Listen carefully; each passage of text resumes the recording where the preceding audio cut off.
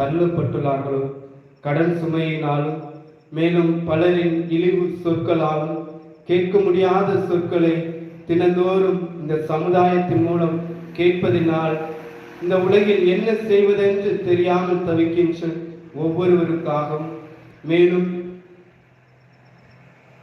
நோயினால் அவதிப்படுகின்ற ஒவ்வொருவருக்காகவும், யாராலும் குணப்படுத்த முடியாத நோயினால் அவதிப்பட்டு துன்புறுகின்ற ஒவ்வொருவருக்காகவும், மருத்துவமனையில் அனுமதிக்கப்பட்டுள்ள ஒவ்வொரு நோயாளிகளுக்காகவும், அனைத்து HIV நோயாளிகளுக்காகவும், அனைத்து கேன்சர் நோயாளிகளுக்காகவும், மேலும் தொழு நோயாளிகளுக்காகவும், மேலும் எல்லோராலும் கைவிடப்பட்டு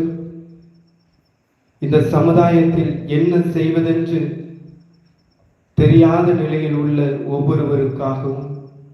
அனைத்து திரு நங்கைகளுக்காகவும், அனைத்து கைம்பெண்களுக்காகவும், தனது மனைவியை இழந்த அனைத்து கணவன்மார்களுக்காகவும், தனது பெற்றோரை இழந்த அனைத்து குழந்தைகளுக்காகவும், மேலும் நாம் இன்றைய நாளில் அமலப்பவ அன்னை பெருவிழாவை